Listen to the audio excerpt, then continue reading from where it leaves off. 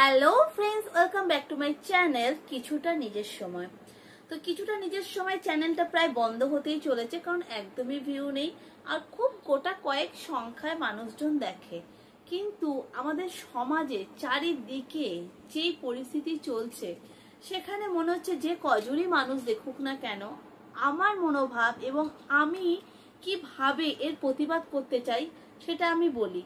এবং যদি এই ভিডিও দেখার পর আরো দুজন মানুষ সেই প্রতিবাদে যোগদান করেন, সেটাই আমার একমাত্র লক্ষ্য। তো তার জন্য আমি আজকে বলতে চাইছি, আমাদের সমাজে এটা কি চলছে, কি হবে তাহলে আমাদের ভবিষ্যৎটা। যাদের ঘরে ছোট্ট ছোট্ট বাচ্চা মেয়েরা আছে, কিভাবে আমরা তাদের পরবর্তী সময় স্কুলে পাঠাবো, কলেজে পাঠাবো, কি করে? আজ এতগুলো দিন চলে আসলো, যে ঘটনা আরজি করে হয়েছে তারপরে কতগুলো দিন কেটে গেল, এখনো বিচার পেল না এর। আর যদি সত্যি এর কোনো বিচারই না পায়, তাহলে ভবিষ্যতে আমরা কি ভরসায় আমাদের ছেলে মেয়েকে কলেজে পাঠাবো? তাদেরও তো ভবিষ্যৎ আছে, তাদেরকেও তো এগোতে হবে। এর জন্য আমি একান্ত অনুরোধ করছি, যে সমস্ত মানুষরা এখনো গর্জে উঠছো না, প্লিজ গর্জে ওঠো। আর কিচ্ছু নয়, এই প্রতিবাদে সামিল হও, আমাদের মতন করে সামিল হও অ্যাটলিস্ট। কারণ এখনো অনেক প্রজন্ম বাকি আমাদের দেখা, এখনো অনেক প্রজন্ম আছে যারা নিজেদের পথে নিজেরা স্বাধীনভাবে এগোবে।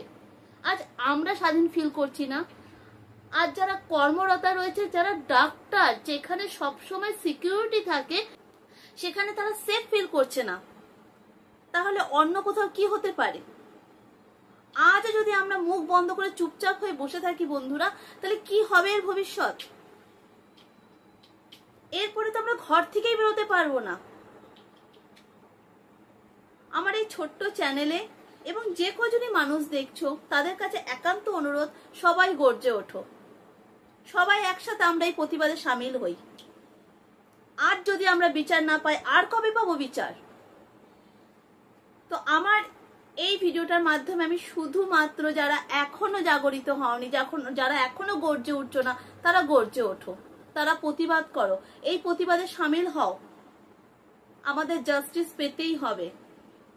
আমাদের যে বোনটা বা অনেকে দিদি বা যাদের মেয়ে যে অশ্লীল ভাবে, যে অস্বাভাবিকতার মাধ্যমে জীবনটা সে ত্যাগ করেছে, তার প্রতিবাদ হওয়া দরকার। তার প্রতিবাদ আমরা চাই। জাস্টিস ফর আরজি কর। আজ যদি আমরা প্রতিবাদ না করি, আর আমরা কোনোদিন প্রতিবাদ করে উঠতে পারবো না।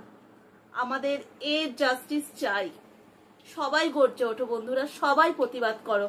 একটা মানুষ যেন এই প্রতিবাদের থেকে পিছিয়ে না থাকে, তাহলেই আমরা জাস্টিস পাবো। আজ শুধু সেই আরজি করের মেয়েটার জাস্টিস নয়, আজ জাস্টিসটাই আমরা সবাই সবাই। কারণ হয়তো সে একটা বড় ভাবে বিপর্যস্ত হয়ে সে মারা গেছে, কিন্তু বন্ধুরা, মেয়েরা বিশেষ করে, তোমরা কি ফিল করো না?